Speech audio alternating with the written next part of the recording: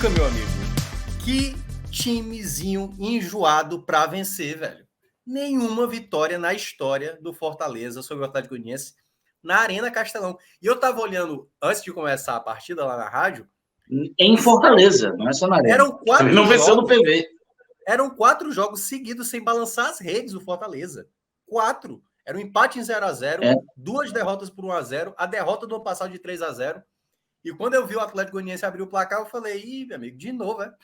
Porque a situação, o timezinho enjoado, mas tudo indica que próximo ano não terá o Atlético Goianiense para enfrentar o que já pode ser um certo... Aí pega na Copa do Brasil. Aí pega na Copa do Brasil, né? Que aí ganha de 2-1 em Goiânia e 0-0 em Fortaleza. Eliminado, foi em 2008, né? Aquele jogo, se eu não me engano, foi... 2008. O Atlético Goianiense estava na Série C, ano que subiu, inclusive, da Série C para a Série B. Gol do Rômulo, eu lembro. O Rômulo até que passou pelo Ceará e pelo Rômulo Fortaleza. Fez um dos gols. Era um time, era a base daquele time que faria um certo sucesso no final dos anos 2000, né? Anaílson, Pituca, né? Era um time bem enjoadinho já. Fortaleza fez 3-0 em Goiânia, teve 2 expulsos e tomou 2 gols no finalzinho da partida e acabou trazendo o jogo de volta. Aqui perdi de 3-1 até o finalzinho do jogo e o Rinaldo fez um gol aos fatídicos 47 do segundo tempo, levou para os pênaltis, mas dessa vez não deu certo. O Fortaleza acabou sendo eliminado nas penalidades, né? Mas falando de coisa boa, né? O Atlético Goianiense ele nunca traz coisa boa. O Atlético Goianiense também foi aquela derrota grosseira de 2009, né? Que foi quase um rebaixamento antecipado na Série B para C. E em vários momentos o Atlético Goianiense foi um time que encascou muito para o Fortaleza, sempre que vinha aqui para Fortaleza, e hoje não foi diferente. Mas primeiro eu vou falar do homem do dia, né? Foi o Juan Pablo Vojvoda. O Vojvoda é um treinador que eu gosto muito de treinadores, né? Eu acho que é uma função completamente fascinante, na minha opinião. Eu tenho alguns ídolos e alguns treinadores que eu gosto muito, pessoas como o Vanderlei Luxemburgo, que era o grande treinador do país enquanto eu crescia, né? Apesar do Felipão ter conquistado talvez títulos mais fortes, mas quesito tático de futebol que encantava era o Vanderlei, né? O Vanderlei era um cara que eu gostava muito como treinador, não à toa foi batendo no Real Madrid e saindo do Santos, né? Não dá para deixar de fora também Pep Guardiola, e no Fortaleza tiveram técnicos que eu gostava bastante. O Palmeiras acaba de empatar o jogo. Aqui no Fortaleza tiveram técnicos que eu sempre gostei bastante, né? Claro, o primeiro grande treinador assim que eu lembro de passar pelo Fortaleza foi o Ferdinando Teixeira, um técnico bem à frente do seu tempo, com um 3-5-2 muito interessante, um treinador muito à frente do seu tempo, vai ser no ar. Um treinador muito interessante, e teve o Luiz Carlos Cruz também, um técnico bem ofensivo, que subiu com o Fortaleza. Tivemos ali o Valdir Espinosa, tivemos o Rogério Ceni, mas ninguém para mim significa tanto para o Fortaleza quanto o Vojvoda. O Vojvoda, ele é um pouco ele é o Fortaleza. Ele é o Fortaleza.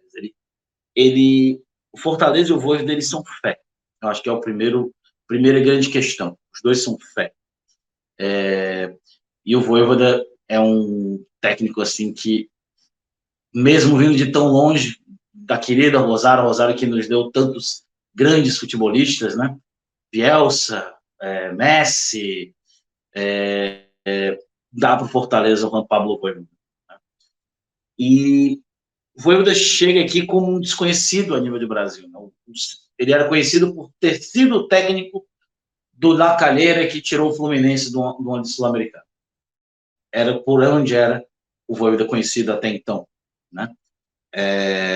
O Vojvoda chega no momento onde o Fortaleza tinha sido quase rebaixado no Brasileiro de 2020, vivia muita desconfiança, era o 4º lugar no Campeonato Cearense naquele momento, tinha caído de forma muito feia dentro do Castelão para o Bahia na Copa do Nordeste, jogava mal, jogava feio nas mãos de Anderson Moreira, e chega a Vojvoda e em pouco tempo ele ganha o estadual, ele faz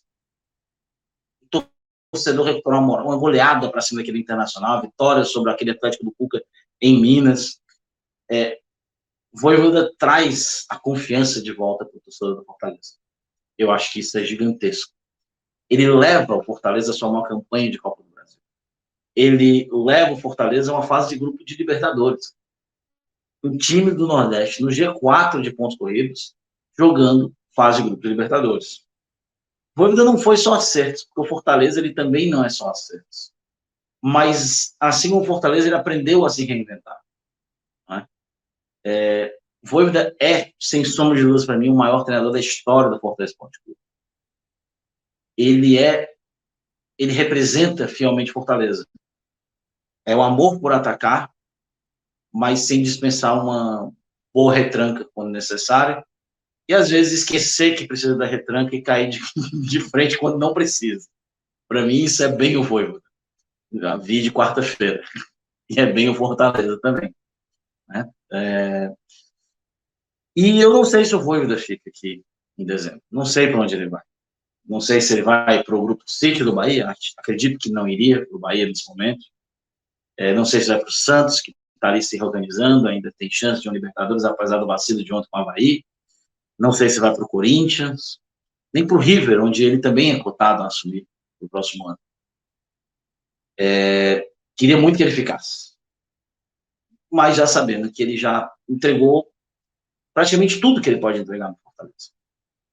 Ele entregou até o impossível que foi o Libertadores. Eu acho que ele merecia essa homenagem hoje.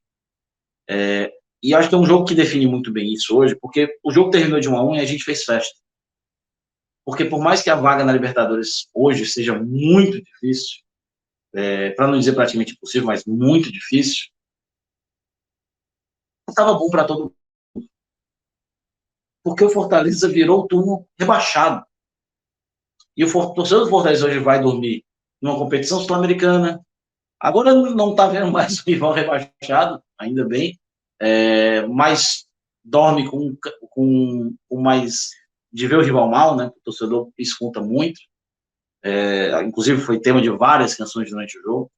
Um jogo onde o Fortaleza não jogou bem, onde também mostra, né, que o elenco ainda tem suas carências, e olha que está bem melhor do que estava antes, mas tem suas carências, ainda é relativamente curto em muitas posições, e onde pesou muito o primeiro turno. Pesou muito o primeiro turno porque faltou regularidade ao Fortaleza. Fortaleza fez um segundo turno de time que briga pelo título, mas fez o primeiro turno de um time rebaixado com rodadas de antecedência. E isso paga um preço. Tudo bem que se não fosse pelo primeiro turno, algumas peças importantíssimas do segundo turno não viessem, provavelmente. Como o autor do gol, Otero, hoje, como o Galhardo, como o Lucas Sacha, talvez o Brito. Talvez o Brito viesse, mas outros não viessem.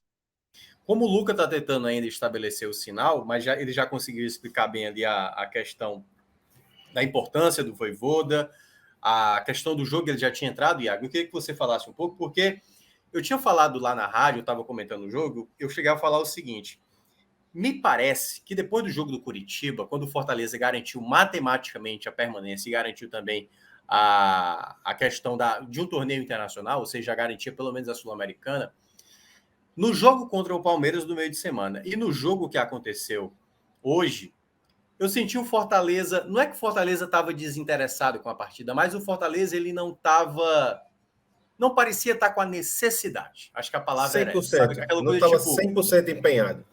Porque assim, acabei de perder a bola, vou tentar recuperar. O Fortaleza, eu vou tentar recuperar, certo? Não era eu vou tentar recuperar, não era aquela fome, sabe, de tirar a bola do adversário e tal.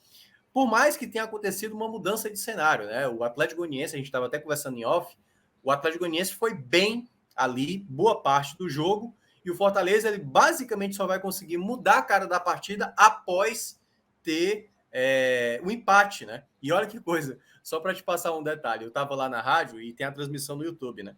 E aí, na hora que o Otero entrou, eu falei o seguinte, olha a frase que eu falei, já pensou, o cara entra e no primeiro toque dele é gol? Eu pensei a mesma coisa.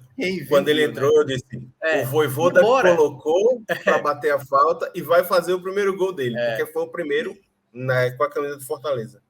embora assim, né, ele é um especialista em bola parada, né? Assim, não é o Benevenuto que pegou a bola e foi lá bater a falta e tipo, caramba, né, era algo que pouca gente não, era um especialista em bola parada e ele bateu muito bem ali para fazer o gol do empate do Fortaleza e o Fortaleza melhorou. Então eu queria que você entrasse um pouco daquilo que o Vojvoda estabeleceu, porque teve algumas mudanças. Então, por exemplo, a gente questiona muito aqui a questão do Robson. Ele deixou o Robson no banco, ele foi com o Romarinho. Botou o Romarinho mais à direita, o Moisés à esquerda, depois ele inverteu, botou o Romarinho na esquerda, deixou o Moisés à direita. Botou o Lucas Lima de novo, que é um jogador, vez ou outra, muito questionado. Então, eu queria que você falasse um pouco do time que entrou em campo, por que não deu certo o Fortaleza, se você teve essa mesma sensação que eu tive de um time talvez não tão, sabe assim, com aquela pegada, sabe, de tentar buscar uma vitória a todo custo, ou você acha que até o Atlético Goianiense foi que soube realmente ditar o ritmo da partida? Então, eu queria que você explicasse um pouco da partida, de como aconteceu esse 1-1 hoje lá na Arena Castelão. Beleza, Minhoca.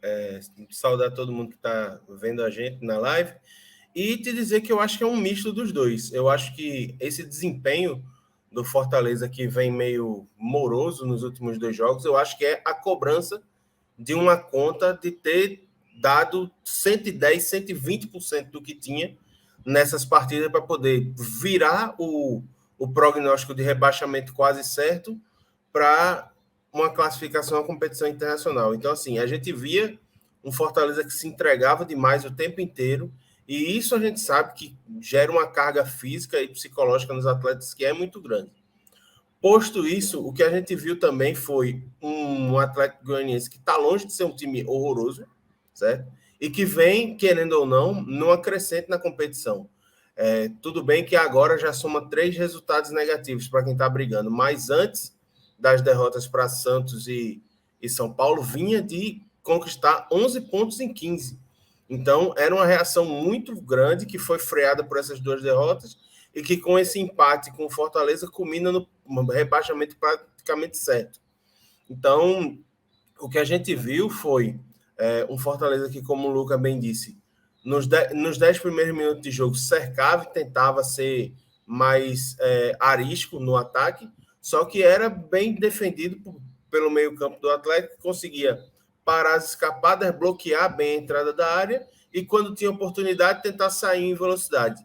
E aí eu achei que o Eduardo Souza, o técnico do Atlético, teve uma sacada muito boa, porque ele coloca o Shailon e o Wellington Rato no meio-campo, 2 jogadores de velocidade, para poder dar uma dinâmica mais rápida para o time sair de trás e chegar à área do Fortaleza. E aí ele ainda tinha o Ayrton e o Luiz Fernando, que são 2 atacantes que também têm como principal característica a velocidade. Então, dito isso, era um time que se defendia bem, que bloqueava bem a entrada da sua área e que saía num bolo, numa massa muito rápida ao ataque. E aí teve a primeira chance com o Luiz Fernando, que, se eu não me engano, é o Wellington Rato, que dá um passe para ele, ele sai cara a cara com o Fernando Miguel desvia a bola, e é a primeira grande chance do jogo na partida. E aí, logo depois, em outra saída rápida, o Wellington Rato consegue passar pelo Caio Alexandre, aciona o Dudu na direita, e aí ele, de perna trocada, cruza para o Luiz Fernando, que sobe mais que o Benevenuto, e cabeceia para o chão, uma bola que fica muito difícil para o Fernando Miguel pegar. E aí, assim, pelo menos o sentimento que eu fico assistindo o primeiro tempo do jogo é que o Fortaleza deu uma sentida no gol, porque depois viu aquele clima todo a favor, toda a festa, a torcida celebrando a trajetória do Vojvoda, pedindo de maneira bem efusiva para que ele fique, que ele permaneça.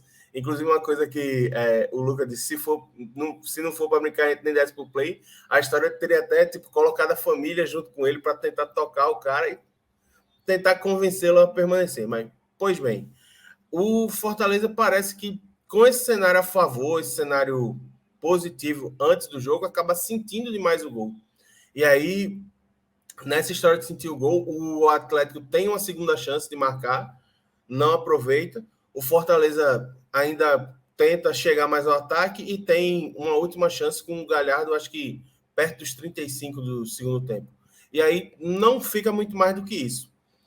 No segundo tempo, eu achei que o Vojvoda ele teve uma boa sacada ao colocar o Hércules tirando o Lucas Sacha. Porque o Sacha, pelo menos na minha opinião, ele não repetiu as partidas de marcação intensa que a gente viu nos últimos jogos. A gente sempre espera muito desse cara que foi contratado, encaixou muito bem e é um dos principais nomes dessa reação do Fortaleza.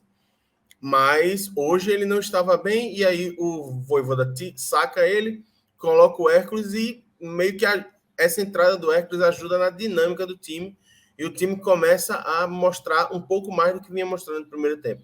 Só que aí, logo no primeiro minuto, já tem logo um susto, que é aquela bola que o Luiz Fernando bate cruzada e passa muito perto. Inclusive, o Shailon está entrando livre na área e reclama com ele, porque a bola não era para ter sido chutada, era um passe. E aí o Fortaleza escapa por muito pouco de tomar o segundo.